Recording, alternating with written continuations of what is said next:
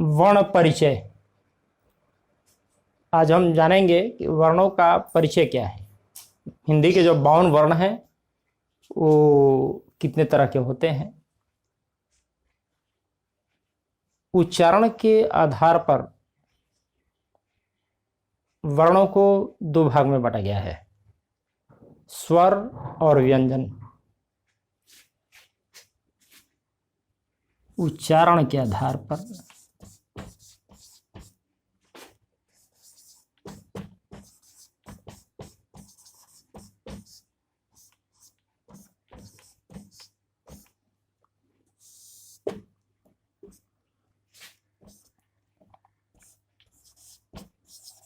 स्वर,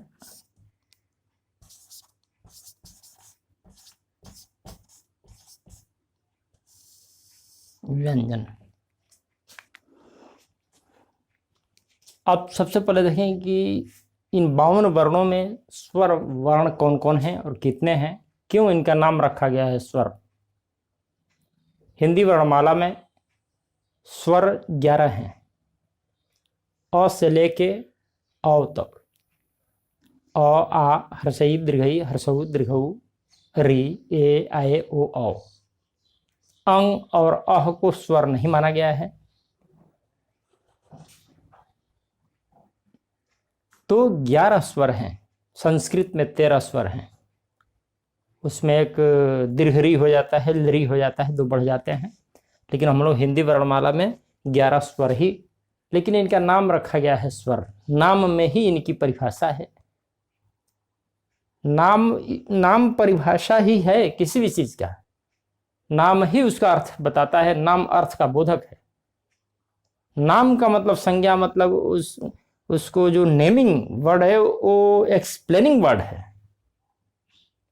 स्वर, स्वरयन्ते स्वतः ध्वनि विशेषः इति स्वरः। स्वरयन्ते स्वतः ध्वनि विशेषः इति स्वरः। स्वरयन्ते स्वतः मतलब जो स्वतः स्वरित हो, ध्वनित हो, उच्चरित हो, जिनका उच्चारण स्वतः हो, बिना किसी अन्य वर्ण की सहायता से, उन्हें स्वर कहते हैं। स्व माने स्वयं, अपना। एक यहां याद आ रहा है और शब्द, स्वर जैसे लिखा गया है, आज यदि उसमें हल चिन्ह लगा देते हैं, वर्तनी की बात हो गई, तो इसका स्वर दूसरा हो जाएगा, अर्थ बदल गया। ईश्वर का अर्थ हुआ स्वर्ग, जो कहते हैं हम स्वर्ग। स्वर्ग में गमन है, उसमें स्वर्ग। ओम भूर्भुवः स्व, वो स्व यही स्वर है।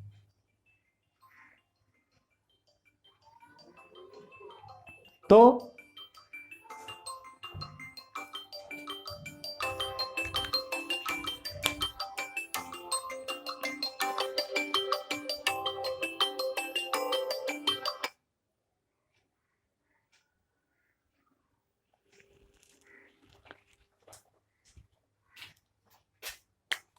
सूर्य का भी द्योतक है यह। स्वर, स्वरयन्ते स्वतः, सेल्फ प्रोनाउंसिएशन है उसका, किसी अन्य वर्ण की सहायता नहीं, इसलिए स्वर है। तो स्वर 11 होते हैं। अ, आ, ई। इनको विवृत वर्ण भी कहते हैं। मुंह खुला रह जाता है, अ, कंठ से इनका उच्चारण होता है।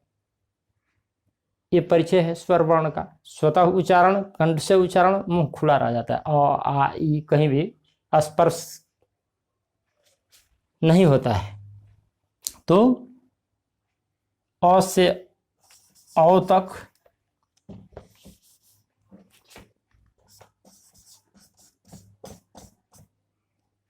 11 स्वर होते हैं। व्यंजन भी देख लेते हैं यहीं पर। इनका नाम व्यंजन इसलिए रखा गया है कि व्यंज्यते मतलब व्यंजित होते हैं, व्यक्त होते हैं, उच्चरित होते हैं। व्यंज्यते वर्णांतर संयोगेन, वर्णांतर माने अन्य वर्ण, अंतर माने अदर, व्यंज्यते वर्णांतर संयोगेन, व्यंज्यते अभिव्यंजित होते हैं, व्यंजित होते हैं, उच्चरित होते हैं, एक्सप्रेस्ड होते हैं, वर्णांतर संयोगेन अन्य वर्ण के सहयोग से उन्हें व्यंजन कहते हैं। जो अन्य वर्ण की सहयोग से जिनका उच्चारण हो वो व्यंजन है। दूसरे शब्दों में जिनका उच्चारण स्वर की सहायता से हो। अन्य वर्ण कौन है वर्णमाला में? व्यंजन, इधर स्वर। तो वर्णांतर का मतलब कि व्यंजन से अन्य कौन वर्ण है? स्वर। जिनका उच्चारण स्वर की सहायता से हो वो व्यंजन वर्ण कहलाते हैं। कॉन्सोनेंट इनको कहते हैं हम, कॉन्सोनेंट। कॉन्सोनेंट कहते हैं इसलिए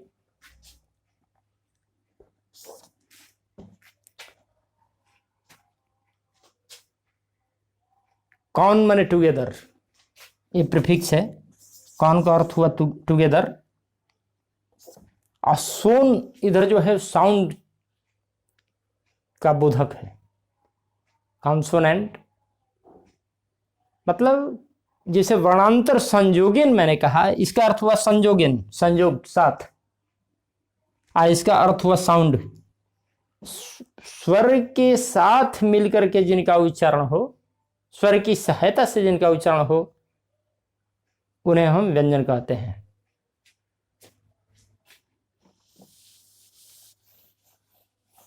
कॉन्सोनेंट अंग्रेजी में भी नाम रखा गया है, वही बता रहा है। कॉन माने संयोग, टुगेदर एक साथ, एक साथ जो ध्वनि, स्वर के साथ जो ध्वनि उच्चरित हो उसे हम व्यंजन कहते हैं।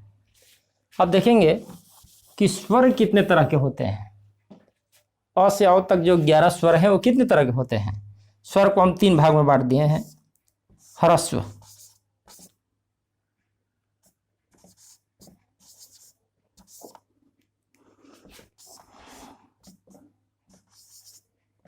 दीर्घ और संयुक्त।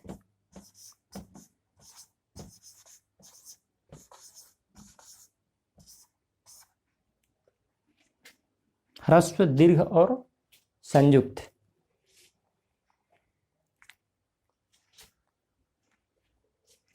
इसमें अ ये कौन कौन है कि अ,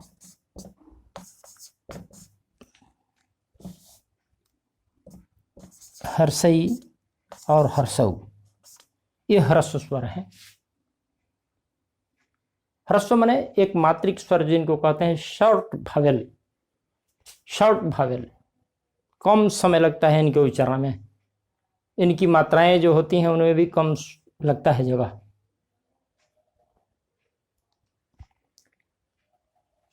दीर्घ स्वर उन्हें कहते हैं जब इन्हीं के मेल से, अकह सवर्णे दीर्घ, जब सवर्णों का मेल हो। सूत्र हो अकह, वो क्या है? प्रत्याहार है अकह। अ क के बीच में जो अ यू अ ई आई वुण रि क, आई वुण रील रिक, आई वुण रील रिक। अ के क के बीच में जो वर्ण आ रहे हैं वो ह्रस्व हैं स्वर। अ ई उ, अण हटा दीजिए, प्रत्याहार में अंतिम वाला हटा दिया जाता है। अ ई उ, अण हटा दिए। री भी ह्रस्व है, ह्रस्व स्वर है री। आई वुण री रिक, री भी ह्रस्व स्वर है, संस्कृत में लेकिन आता है वो। क को छोड़ दिया, अंतिम है वो, तो आई उ री यह ह्रस्व स्वर है। दीर्घ कहते हैं अकह सवर्ण। ये जो अक प्रत्याहार में आए ये 4 सवर्ण माने इन्हीं के साथ इनका जोग, जैसे अ के साथ अ का जोग हुआ तो आ हुआ, ये दीर्घ स्वर हो गया। ई के साथ ई का मेल होगा सवर्ण तो दीर्घ ही, ये दीर्घ स्वर हो गया। उ के साथ उ मिलेगा तो दीर्घ उ होगा, ये दीर्घ स्वर हुआ। री के साथ री मिलेगा तो दीर्घ री होगा, वो दीर्घ स्वर हो जाएगा। लेकिन संस्कृत क्या चीज है, तो ये दीर्घ स्वर हुए। संयुक्त कौन कौन है कि वो असवर्ण का मेल है वो अ से ई का मेल हो सकता है। अ से ई, अब सवर्ण मेल नहीं है कि अ मिल के आ हो गया। संधि में बात करेंगे इस पर अधिक हम। संधि को पढ़ना इसलिए जरूरी है कि शब्दों का अर्थ समझ में आता है। संधि संस्कृत का चैप्टर है, लेकिन हिंदी में उसका हम अध्ययन इसलिए करते हैं कि बहुत से संस्कृत के शब्द हिंदी में प्रयुक्त होते हैं, बिना संधि के उसका अर्थ निकलेगा नहीं। तो अ और ई मिला दिए तो वो संयुक्त स्वर हो जाएगा। जैसे ए, आए, ओ, औ, ये सब संयुक्त है। संयुक्त का अर्थ हुआ कि दो तरह के वर्ण मिल जाते हैं आपस में और संयुक्त बनाते हैं। तो अ ई मिल के ए आए ओ औ, ए आए ओ औ।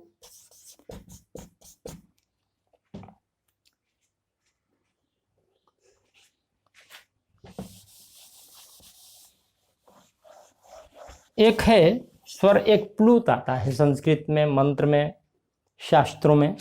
प्लुत, प्रोट्रैक्टेड अंग्रेजी में इसको कहते हैं।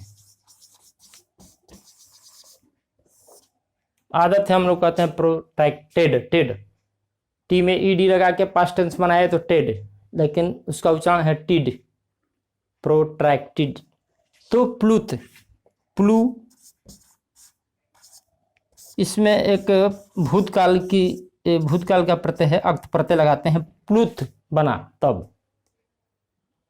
प्लू का अर्थ हुआ लंबा खींचना, स्वर का लंबा खींचना।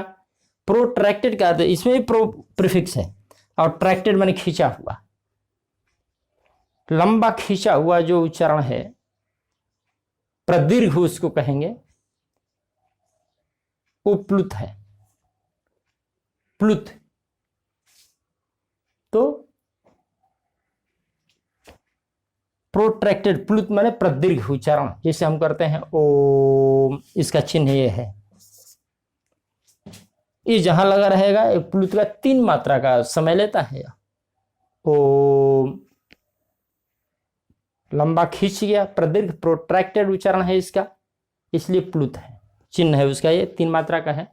तो ह्रस्व हो गया 1 मात्रा का, दीर्घ हो गया 2 मात्रा का, प्लुत हो गया 3 मात्रा का, 2 से अधिक मात्रा का समय लगता है। ये स्वर हैं सब।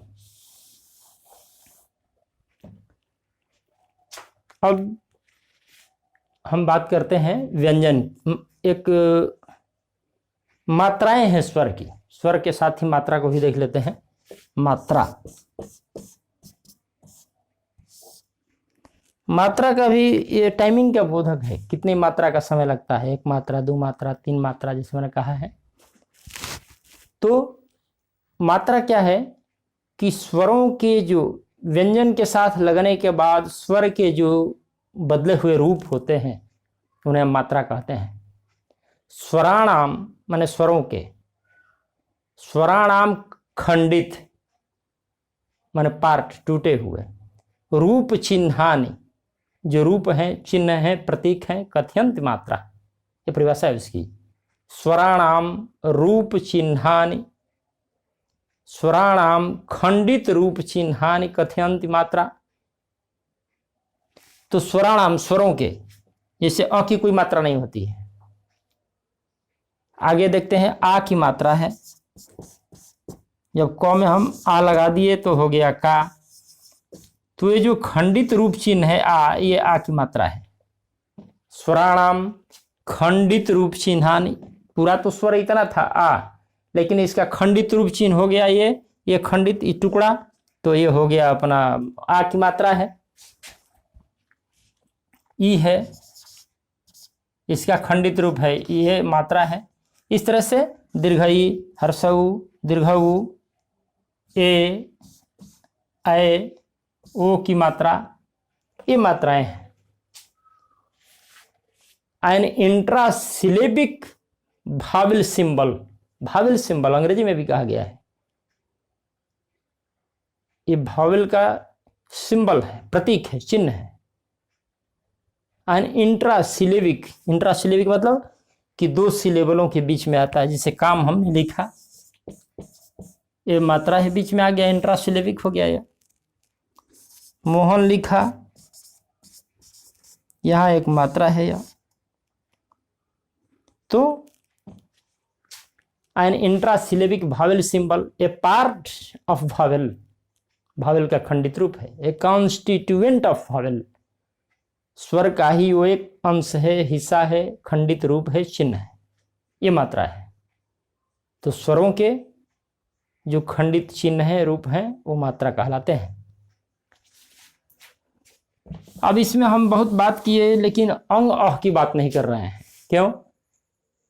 अंग और अह न तो स्वर के अंतर्गत रखे गए हैं और न व्यंजन के अंतर्गत रखे गए हैं, इसलिए उनके लिए अलग से एक व्याकरण में शब्द दिया गया है, अयोग वाह। अयोग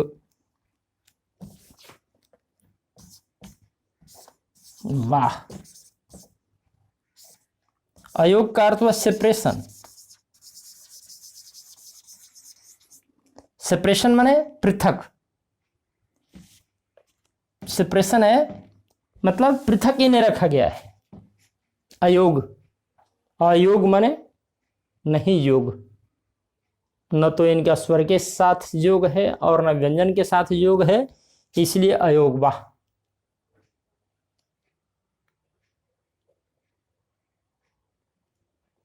तो अंग और अह परीक्षाओं में आ जाते हैं। निम्नलिखित से अयोग वाह क्या है, 4 विकल्प दे दिए गए रहते हैं।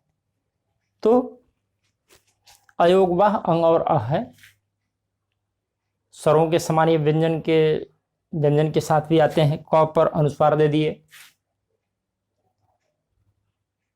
व्यंजन स्वर के पहले आते हैं, उस तरह से इसका लक्षण नहीं है।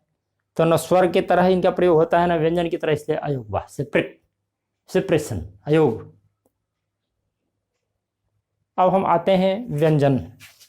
ये स्वर का परिचय रहा।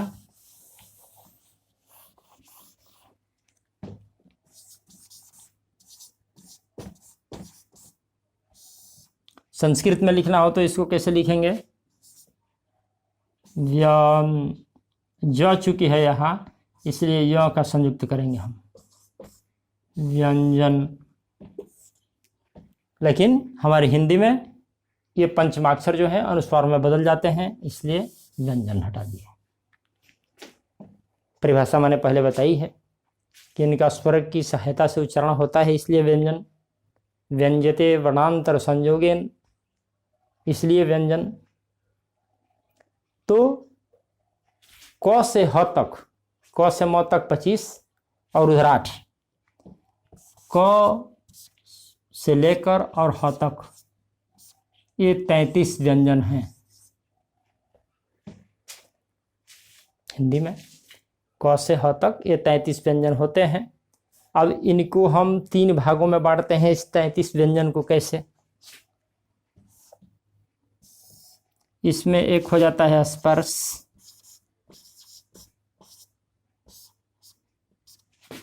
दूसरा है अंतस्थ,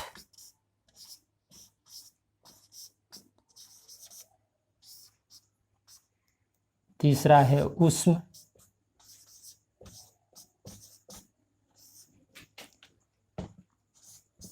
इसको हम अंग्रेजी में कहते हैं टेंजेंट। गणित के विद्यार्थी जानते हैं, टेंजेंट स्पर्श रेखा होती है, कहीं से स्पर्श करके गुजरती है, इसलिए टेंजेंट। Tangent consonant,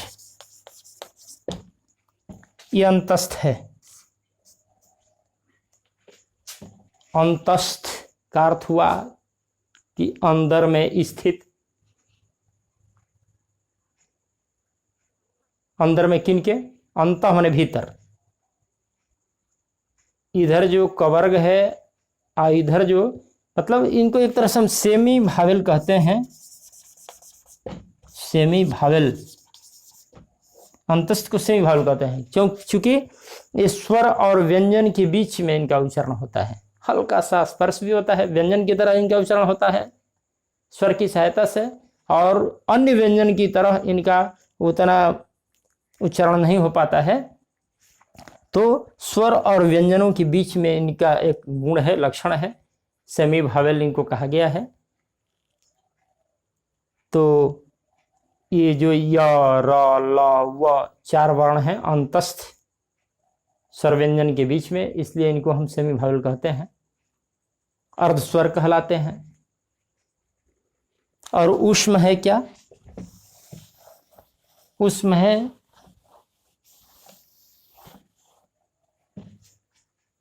सखसः ऊष्माः। सखसः, संस्कृत के पंडित जी थे, हम लोग हाई स्कूल में पढ़ाते थे, वो सखसः कहते थे, मूर्धन्य स को ख ही बोलते थे, कहते थे कि हम लोग वर्षा को बरखा कहते हैं, कभी चलता था। तो स मूर्धन्य स, ये स और ह, ये ऊष्म वर्ण है, सिबिलेंट इनको हम कहते हैं। सिबिलेंट, सिबिलेंट का अर्थ होता है हिसिंग साउंड। हिसिंग माने जैसे सर्प सी करता है, श जैसा उच्चारण होता है, हिसिंग साउंड, श श, ये हिसिंग साउंड है।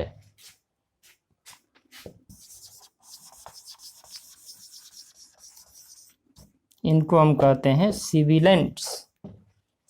आगे देखेंगे इनका हम वर्णन। तो ये जो व्यंजन है स्पर्श व्यंजन है, क से म तक कहीं से ना कहीं से स्पर्श होता है, अंतस्थ व्यंजन है और ऊष्म व्यंजन है। ये परिचय हो गया 33 व्यंजनों का, क से ह तक।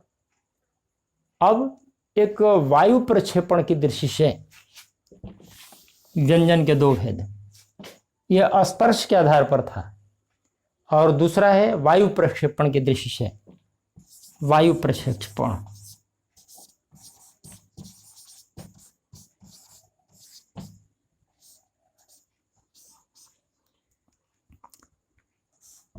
अल्प प्राण,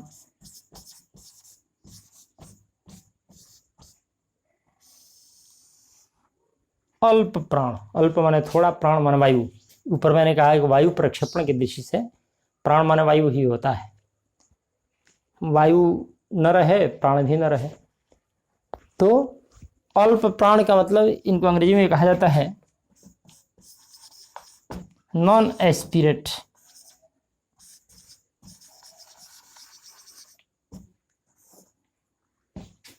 एस्पिरेटेड, एस्पिरेट माने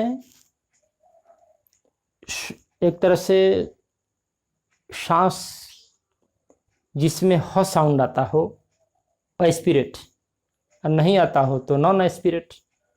साउंडिंग एच इज एस्पिरेट। बहुत सारे अर्थ होते हैं उसके, हम व्याकरण की दृष्टि से इसका अर्थ कर रहे हैं। एस्पिरेट जो है, नॉन एस्पिरेट, वो है अल्पप्राण।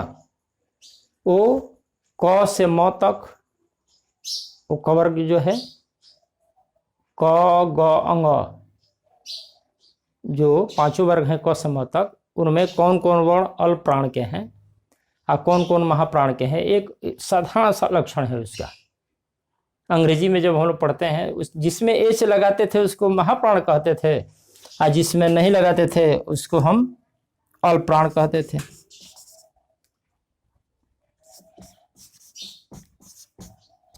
महाप्राण, अल्प प्राण। नॉन एस्पिरेट, यह है एस्पिरेटेड। एस्पिरेटेड माने साउंडिंग एच। तो अल्प प्राण में क ग अंग, मतलब पहला, तीसरा और 5वां वर्ण, जो वर्गीय व्यंजन है कवर्ग के से पवर्ग तक, पहला, तीसरा और 5वां वर्ण। पहला माने क, ग और अंग, इसमें एच कहीं नहीं है स्पेलिंग में, के से क, जी से ग, एन जी से अंग। इसी तरह से च, ज, य, इसी तरह से पवर्ग तक। तो 3 3 5 में है तो 5 3 15, ये हो गए 15। और अल्प प्राण कहाँ है जहां एच नहीं लगता है, तो यरलवा, इसमें भी एच नहीं है। एक साधारण लक्षण है, अंग्रेजी पढ़ते हैं बच्चे जिसमें एच न लगा हो। 15 ये हो गए, य र ल व, ये 4 हो गए। अब देखते हैं हम कि जितने सभी स्वर जो हैं ववेल स्वर, उसमें भी कहीं एच नहीं है। A double A I double E U, ये सब स्पेलिंग है उसकी। तो सभी स्वर 15 4 19 और सभी स्वर 11 30। अनुस्वार को भी जो है उसमें भी एच नहीं लगता है उच्चारण में, लिखने में, तो उसको भी रखा गया है। मतलब 31 अल्पप्राण हो गए। अनुस्वार का उच्चारण तो अलग है, लेकिन उसको हम रखते हैं इसमें, चूंकि नॉन एस्पिरेटेड है वो भी, नॉट साउंडिंग एच। तो 15 वर्गीय व्यंजन हो गए, पहला तीसरा पांचवा, प तक 5 3 15, यरलवा 4 19, सभी स्वर 11 30, एक अनुस्वार को रख लीजिए। ये अल्पप्राण है। अब महाप्राण जब आते हैं,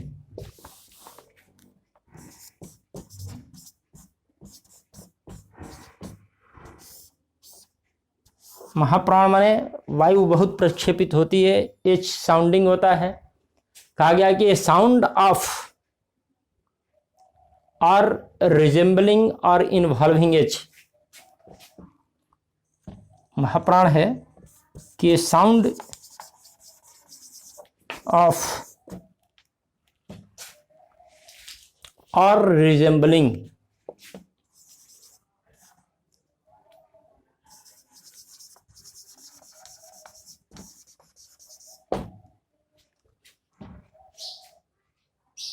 और इन्वॉल्विंग एच, और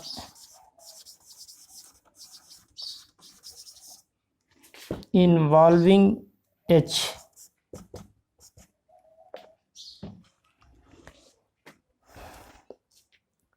एक उक्ति इसलिए मैंने लिखा है कि कैसे अर्थ लगाते हैं हम। लिख तो दिया कि साउंड ऑफ आर रिजेंबलिंग और इन्वॉल्विंग एच, अलग कैसे एनालिसिस करके इसको पढ़ते हैं हम कि साउंड ऑफ एच, बस यहीं से तोड़ दिए। A sound of H, H का साउंड हो जहां वो महाप्राण है। A sound of resembling H, of से तोड़ते हैं हम, ये सब में है। A sound of resembling H, ह के समान उच्चारण हो, और a sound of involving H, जिसमें एच हो ही। A sound of H, a sound of involving H, a sound of H, a sound involving H, a sound resembling H. तो a sound of H, a sound resembling H, a sound involving H, जिसमें H ही H हो, H के समान हो, H का उच्चारण हो, इन्वॉल्विंग जिसमें एच हो, ये सब महाप्राण है। तो महाप्राण में क्या क्या आ जाते हैं कि जो शेष बच गए, जैसे पहला तीसरा पांचवा वर्ण था वो अल्पप्राण है, पहला तीसरा पांचवा अल्पप्राण है, तो शेष बचा दूसरा और चौथा महाप्राण है। जैसे ख हो गया और घ हो गया। क्यों है यह कि के एच और जी एच, इसमें एच है। ए साउंड इन्वॉल्विंग एच, इसमें एच इन्वॉल्व है, इसलिए महाप्राण है ख और घ। तो 5 वर्ग होते हैं, 2 2 हो गए, 1 1 वर्ग 5 दूनी 10, यही हो गए।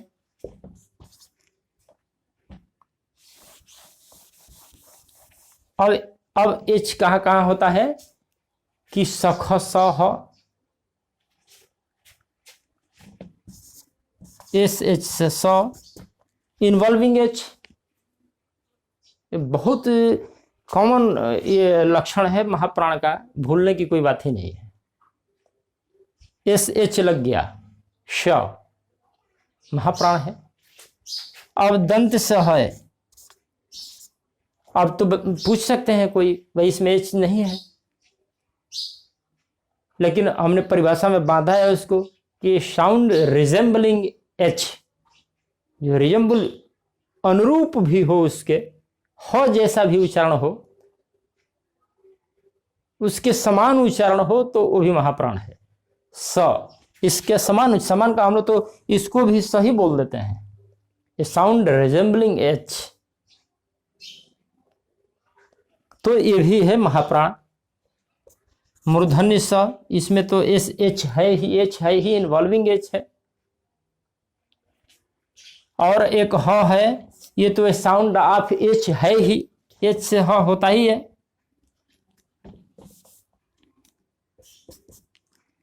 देखिए वो इंग्लिश का जो डिफिनेशन है वो इसमें तीनों समाहित है, a sound of H, a sound involving H, a sound resembling H,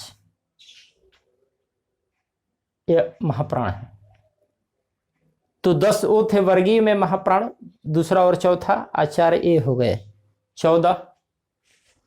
तो इस तरह से हम देखते हैं कि ये महाप्राण हुए 14।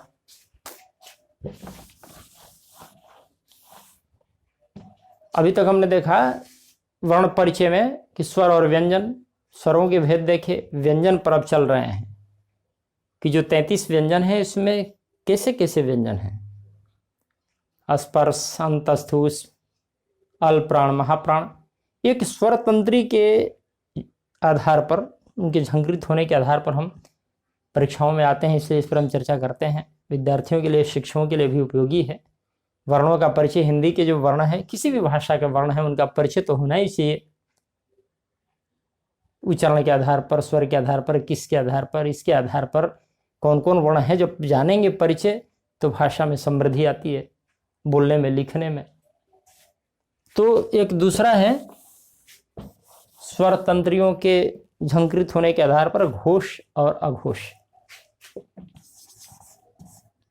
घोष, वर्ण, व्यंजन और अघोष।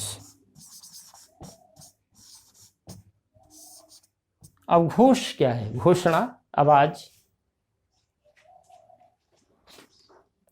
ये घोष है, ये वैस्ट है, इसको हम कहते हैं वैस्ट, और यह वॉइसलेस है।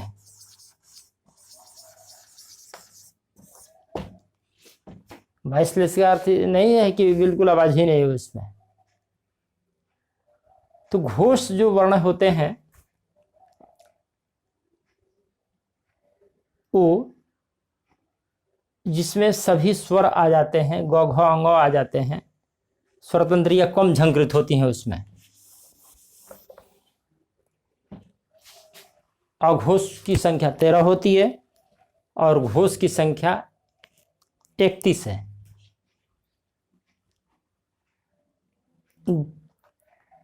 ग घ अंग हम घोष याद इसलिए किए हैं कि घ वाला जिसमें आता हो वो 3।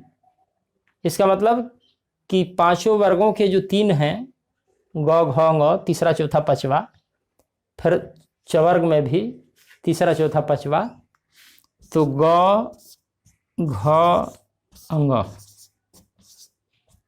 ये हुए घोष। इसी तरह से ज झ य, मतलब 5 3 15 तो यही हो जाएंगे, 15 हो गए। इनकी संख्या हो गई 15। सभी स्वर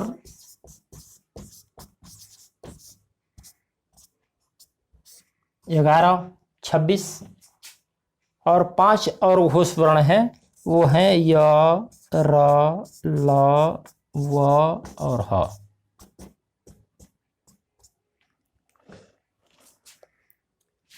छब 15 11 26 5 31 हो गए घोष वर्ण। घोष जिसमें वेस्ट में कहा गया है उसमें थोड़ा सा झंकृत होती है स्वरतंत्रियां। ग घ में झंकृत होती है स्वरतंत्रियां। तो ये सभी घोष वर्ण हैं।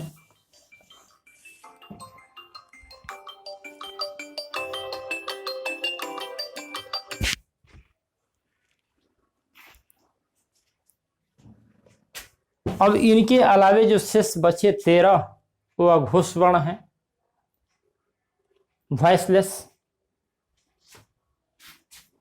कौन कौन होते हैं कि जो 3 थे ग घ अंग, अब बाकी बचे पहले और दूसरे क ख। इसी तरह से च छ ट ठ त थ प फ, 5 दूनी 10 ये हो गए, और तालाबी स, मूर्धन्य स और दंती स, ये 3, ये 13 जो है अघोष वर्ण हैं। तो इस तरह से हमने देखा वर्णों का परिचय कि जो 52 वर्ण हैं उनमें कैसे कैसे वर्ण हैं। धन्यवाद।